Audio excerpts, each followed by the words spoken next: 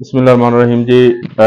ਅਸੀਂ ਅੱਜ ਦੋਸਤਾਂ ਨੂੰ ਦੱਸਾਂਗੇ ਕਿ ਗੰਦਮ ਨੂੰ ਜਦੋਂ ਸਟੋਰ ਕੀਤਾ ਗਿਆ ਹੈ, ਗੰਦਮ ਦੇ ਦਾਣੇ ਜਿੰਦਾ ਆਪਾਂ ਆਟਾ ਬਣਾ ਕੇ ਸਾਰਾ ਸਾਲ ਇਸਤੇਮਾਲ ਕਰਨਾ ਹੈ, ਉਹਨੂੰ ਮਹਿਫੂਜ਼ ਰੱਖਣ ਵਾਸਤੇ ਸਾਵਣ ਭਾਦਰੋਂ ਜਿਹੜੇ ਦੇਸੀ ਮਹੀਨੇ ਨੇ ਇਹਨਾਂ 'ਚ ਅਕਸਰ ਦਾਣਿਆਂ ਤੇ ਇੱਕ ਸੁਸਰੀ ਦਾ ਇੱਕ ਮਖਸੂਸ ਕੀੜੀ ਦਾ ਹਮਲਾ ਹੁੰਦਾ ਹੈ, ਜਿਹੜੀ ਦਾਣਿਆਂ ਨੂੰ ਖਰਾਬ ਕਰਦੀ ਹੈ, ਉਹਨੂੰ ਟੁੱਕ ਦਿੰਦੀ ਹੈ।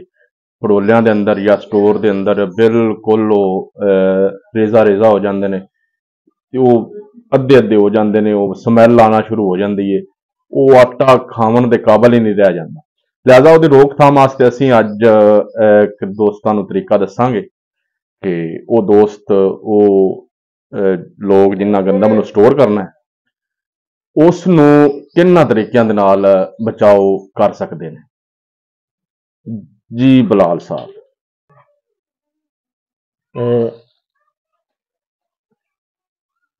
लो जी, बिस्मिल्लाहिर्रहमानिर्रहीम।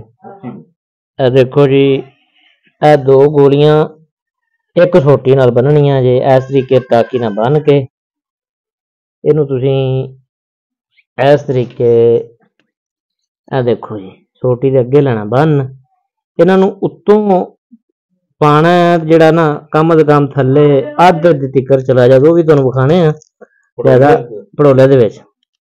ते लिहाजा तकरीबन 35-40 मन का जिहड़ा भड़ोला उहदे च असीं 6 गोलियां यूज कर रहे हैं। ते मैं तुहानूं पावन दा तरीका भी दसने हुणे थोड़ी देर तक।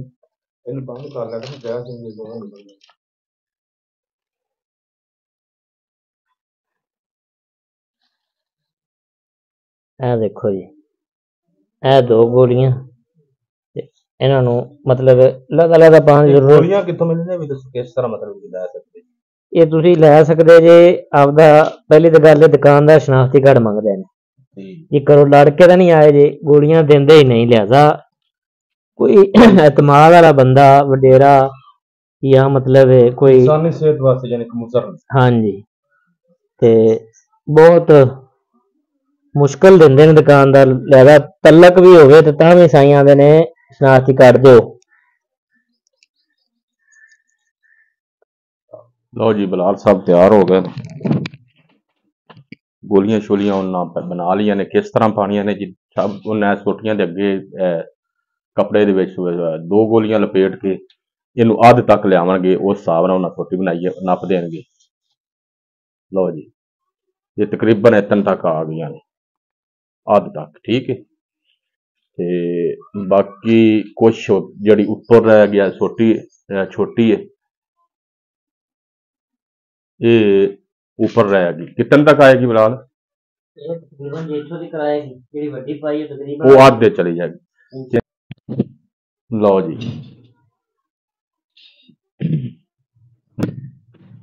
जनाब दाणियां नूं महफूज किया जा रहा है गई सोटी जनाब।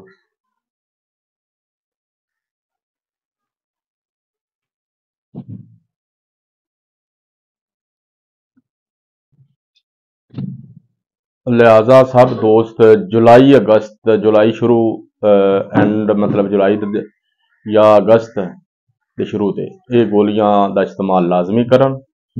अपने दाणियां नूं गंदम नूं महफूज करन वास्ते